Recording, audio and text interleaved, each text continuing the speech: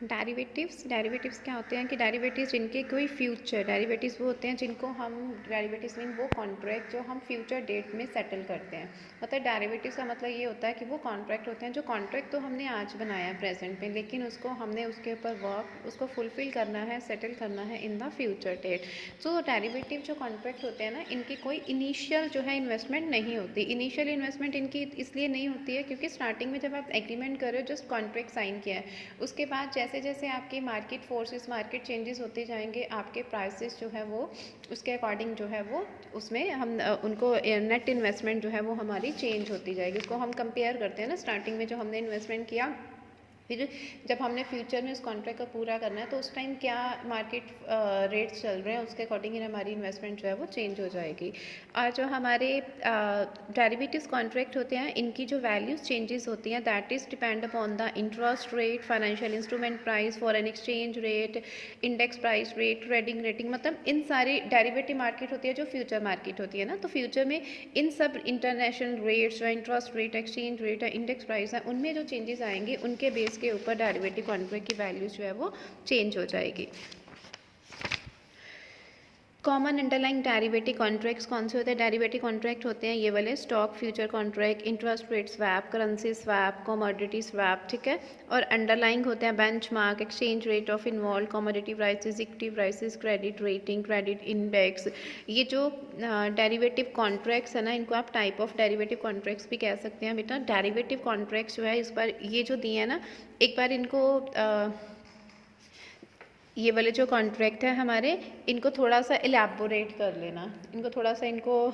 और नेट से सर्च करके ना इन पॉइंट्स को कर लेना, क्योंकि आपको क्वेश्चन आ सकते हैं ना कि what are the different type of derivative contracts, तो उसके ऊपर आपको फिर लिखना पड़ेगा। सो डेरिवेटिव जो होते हैं यूजली हैज़ ए नॉमिनेशनल वैल्यू, जो हमारी डेरिवेटिव्स होते हैं उनकी नॉशनल अमाउंट होती है जिनका फ्यूचर ऑप्शन, फ्यूचर्स में क्या उनके हमारे पास स्टॉक है, उस बेस के ऊपर कितने हमने नंबर ऑफ शेयर्स फ्यूचर्स में जो है वो इशू करने हैं, उसके बेस के ऊपर उनको हम फॉरवर्ड और फ्यूचर इंटरेस्ट रेट क्या होगा फ्यूचर में, उसके बेस के ऊपर हमारे कॉन्ट्रैक्ट जो है वो डेरिवेटिव कॉन्ट्रैक्ट जो है वो बनेंगे। फेयर वैल्यू मेजरमेंट्स क्या होती है? फेयर वैल्यू मेजरमेंट्स होती है जिसमें हमने प्राइस को फेयर वैल्यू फाइंड आउट करनी है। फेयर वैल्यू फाइंड आउट कैसे कर सकते हैं कि जो हमारा बेस्ट मेयर्स है, जो भी हमने बेस्टली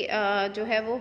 डेरिवेटिव कॉन्ट्रैक्ट की फेयर वैल्यू को फाइंड आउट करना है, तो वो that is depend upon the active market, कि एक्टिव मार्केट में क्या प्राइस चल रहा है, उसके बेस के ऊपर हम उनकी फेयर वैल्यू जो है वो फाइंड आउट करेंगे। So fair value can be find out on valuation technique. अगर तो बेटा कोई अगर तो एक्टिव मार्केट है तो एक्टिव मार्केट में जो रेट्स होंगे ना उसके अकॉर्डिंग हमारी फेयर वैल्यू डिटरमाइन हो जाएगी। And if there is a no active market, अगर एक्टिव मार्केट नहीं है तो जो भी हमारी डिफरेंट वैल्यूएशन टेक्निक्स होंगी ना, उन टेक्निक्स को यूज़ करके हम उनका प्राइस जो है वो सेट करेंगे। फॉर एग्जाम्पल जैसे अगर इंटरेस्ट फाइनेंशियल एसेट के ऊपर इंटरेस्ट रेट प्रेजेंट वैल्यू जो है कैश फ्लो के बेस के ऊपर हम फाइंड आउट कर सकते हैं। और अगर इक्विटी एसेट्स हैं, जैसे देखो इक्विटी शेयर्स हैं, उनके ऊपर तो फिक्स नहीं ना होता कि उनके ऊपर इंटरेस्ट, उनके ऊपर हमें डिविडेंड मिलना ही मिलना है। तो इक्विटी शेयर इंस्ट्रूमेंट है जिनके ऊपर हमें कोई फिक्स अनसर्टेनिटी है, तो उस केस में आप वैल्यूएशन टेक्निक्स यूज़ करके क्या कर सकते हो, उनको फेयर वैल्यू को मेजर कर सकते हो। और इन केस ऑफ डेट के केस में तो फिक्स पता ही है हमें इंटरेस्ट मिलना ही मिलना, चाहे लॉस हो जाए जो भी हो, जितना भी प्राइस चल रहा है, तो उसमें आप एक्टिव मार्केट के बेस के ऊपर इंटरेस्ट रेट जो है वो फिक्स करोगे। लेकिन यहाँ पे इक्विटी के केस में हमारे पास कोई फिक्स्ड नहीं है, पता नहीं मिलना भी है नहीं है, यहाँ नहीं मिलना, तो उसके बेस के ऊपर फिर आप जो है वो जो फेयर वैल्यू फाइंड आउट करने की वैल्यूएशन टेक्निक्स होती हैं, उन टेक्निक्स को फॉलो करके वैल्यू फाइंड आउट करोगे। उसके बाद है guidance on the fair value measurement. ISD के अकॉर्डिंग ये प्रिंसिपल्स बताए हैं, ठीक है। एक्टिव मार्केट के बेस के ऊपर करना है। एक्टिव मार्केट मतलब that doesn't mean A stock exchange. Active market का मतलब स्टॉक एक्सचेंज नहीं है, मतलब कोई भी एक्टिव मार्केट जहाँ पर कोई प्राइसेस, उनके एजेंसीज हैं, उनके बेस के ऊपर जो प्राइसेस चेंज हो रहे हैं तो उनको आप कंसिडर करोगे। यूज़ ऑफ बिड और ask price meat market price. इसके अंदर क्या है कि आपने मार्केट प्राइस के अंदर देखना है कि बिडिंग करवाते हो तो जितनी हायर बिड जाएगी उसके अकॉर्डिंग हमारी मार्केट के प्राइसेस जो है वो क्या होंगे, चेंज होंगे। तो जो भी आपकी ऑब्जर्वेशंस है, जो भी आपके पास एसेट्स लाइबिलिटीज़ हैं, उनके बेस के ऊपर आप अपने मार्केट रिस्क को क्या कर सकते हो, ऑफसेट कर सकते हो।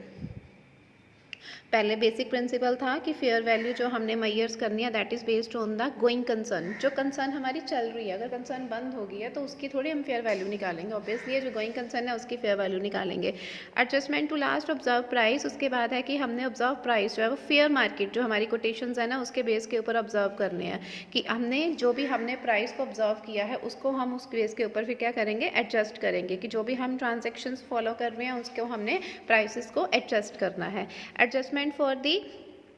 क्रेडिट रिस्क, जितने भी हमारे इससे रिलेटेड कोई भी क्रेडिट रिस्क होते हैं, कंट्री को कोई रिस्क है, कोई भी क्रेडिट रिस्क होते हैं, डेट जैसे डेट इंस्ट्रूमेंट है तो वो हमारा क्रेडिट रिस्क है ना, तो उन रिस्क को हमने क्या करना है, उनके अगेंस्ट हमें जो है वो रेट्स जो है वो क्या करने पड़ेंगे, कैलकुलेट करने पड़ेंगे, तो उनको हमने एडजस्ट क्रेडिट रिस्क को, there is a need to adjust for credit risk, मतलब जो हमारे रेट्स चल रहे हैं उनको हमने उसके अकॉर्डिंग एडजस्ट करना है ताकि हमारा क्रेडिट रिस्क जो है वो कम हो जाए।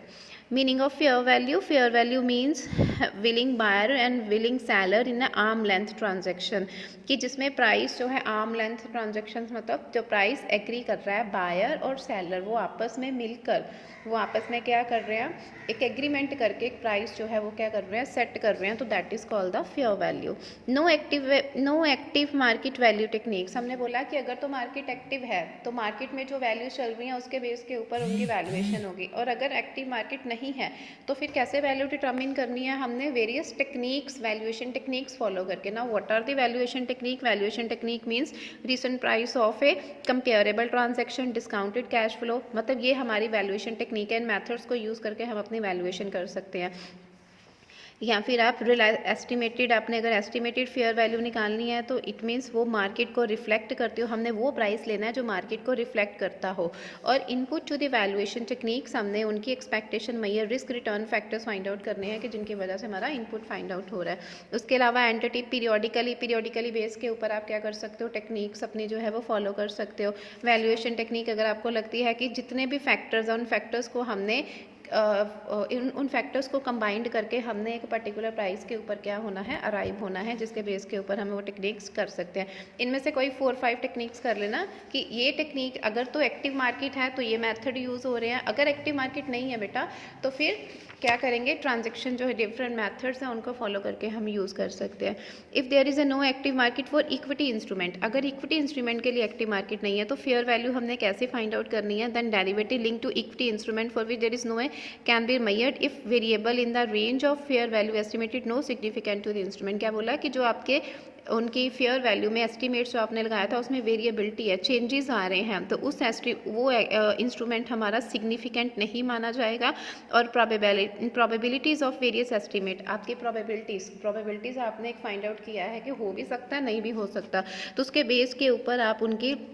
एस्टिमेटेड फेयर वैल्यू को क्या करोगे, असेस करोगे प्रोबेबिलिटी के बेस के ऊपर। तो इट मीन्स आपकी जो प्रोबेबिलिटी के बेस के ऊपर एस्टिमेशन है, ज़रूरी नहीं है कि वो रीजनेबली असेस्ड ही हो, मतलब जो आपने सोचा है वो ही हो, तो आपने उनकी एक कॉस्ट जो है वो क्या करनी है, मैयर करनी है, और उस कॉस्ट के बेस के ऊपर आप अपने इक्विटी इंस्ट्रूमेंट की क्या करोगे, फेयर वैल्यू, मतलब जो आपने प्रोबेबिलिटी लगाई है उस प्रोबेबिलिटी के बेस के ऊपर आप एक कॉस्ट फाइंड आउट करोगे, और उस कॉस्ट के बेस के ऊपर हमने क्या करनी है, अपनी फेयर वैल्यू जो है वो फाइंड आउट करनी है।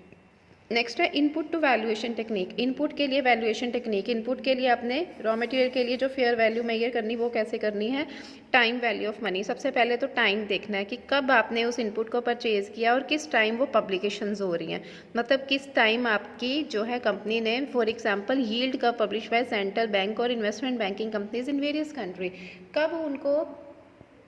मनी आ रही है और कब उस चीज़ को वो क्या कर रहे हैं, इन्वेस्टमेंट को पब्लिश कर रहे हैं, तो वो आपने इनपुट वैल्यूएशन टेक्निक यूज़ करना है। क्रेडिट रिस्क मतलब आपने मार्केट प्राइस को ऑब्जर्व करना है, तो आपने क्रेडिट क्वालिटी देखनी है कि कितना आपको क्रेडिट, कितना परसेंटेज डेट के ऊपर जो है वो क्रेडिट रिस्क हो सकता है। फॉरेन एक्सचेंज रेट, उसके बाद है हमारे फॉरेन करेंसी प्राइसेज, जब हम फॉरेन एक्सचेंज करते हैं, इंपोर्ट एक्सपोर्ट करते हैं, तो currency changes, exchange rate changes आने की वजह से क्या हमारी जो है वो चेंजेस आ रही हैं, क्या हमें लॉस हो रहा है, उसको फाइंड आउट करना। इक्विटी प्राइसेस मतलब स्टॉक एक्सचेंजेस का